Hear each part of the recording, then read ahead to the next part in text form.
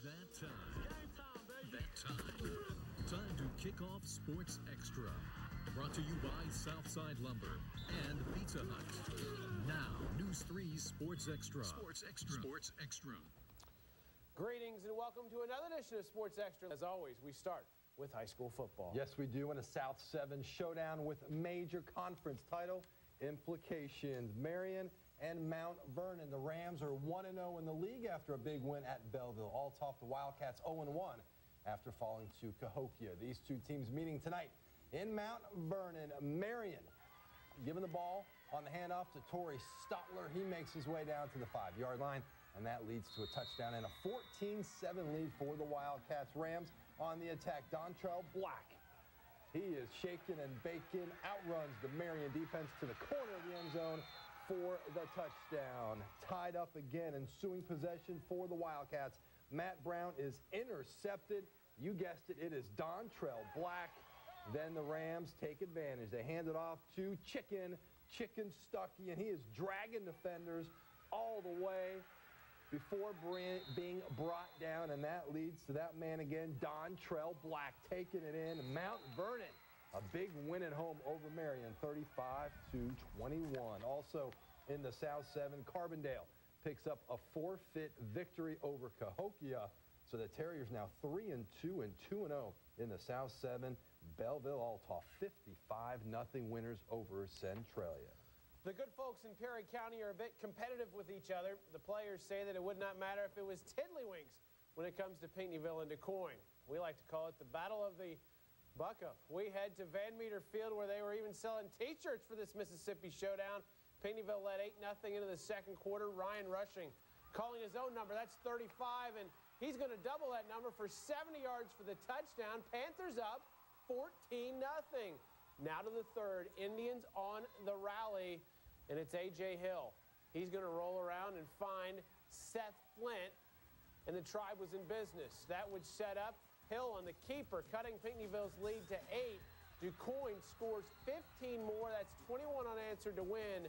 Indians score late to take it. 21-14, the final. Next stop, Nashville, where the Anna Jonesboro Wildcats went after a 5-0 start at the expense of the Hornets. Lucas Heilman got things started off for A.J. with this 8-yard touchdown run. Then, a little later, it's teammate Jake Peekard taking the pitch from Heilman, and look at him go. He jukes by the Nashville defenders. 15-0 A.J. At that point, the Wildcats had 303 yards of offense in the first half, nearly 200 of that on the ground.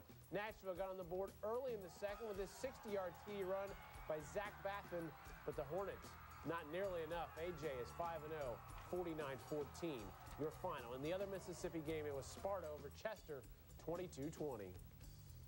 Well, I think the Harrisburg Bulldogs have set the record for the toughest schedule to open the season. Mount Carmel, DuQuoin, Marion, and Herrin. Around here, it doesn't get any harder than that. Harrisburg has lost all 4 games. So for the Dogs to make the playoffs, they must win out, including tonight's game at West Frankfort. Crazy kids they got over there in West Frankfort. Here we go. This is quarterback Matt Brown hooking up with Brandon Moak in the end zone. And it is 28-12 Redbirds in the third. How about some defense from John Murphy, their middle linebacker? He is all over the place making tackles, and he is loving that. More defense from Frankfort. It's Brandon Moak. He catches touchdowns, and he also breaks up passes right here. Frankfort goes on to beat Harrisburg 35-18. Let's go to Herrin. Murphysboro in town to try and tame the Tigers. Tommy Taylor takes it in from 2 yards out for the first touchdown of the ball game. Murphy, they had its moments. Nick Jones with the nice catch down the sideline, gain of 54 yards. But Herrin, a little too good for Murphysboro tonight. Aaron Anderson, he's getting big yards. How about 67 yards? And then it's Taylor again with another long gainer. This one all Herrin tonight. They win it 46-8. How about Massac County and the Benton Rangers? Massac scoring first. Zach Kester, he's throwing it all over the place, hooking up with David Rogers. This on a 4th and 11 play, 7-0 Patriots. But Benton answers with Gavin Nolan, the big man, punishing people up the middle, and he takes it in from 3 yards out, tying the game at 7. But from there, all Massac County. It's Kester again. Here he just kind of throws it up. Byron Bailey catches it, breaks a couple tackles, and then outruns everybody to the house. 14-7 Patriots.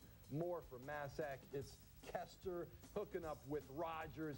He is going to fumble at the goal line, but he recovers it himself, and that is a touchdown. Massac goes on to win 47-7.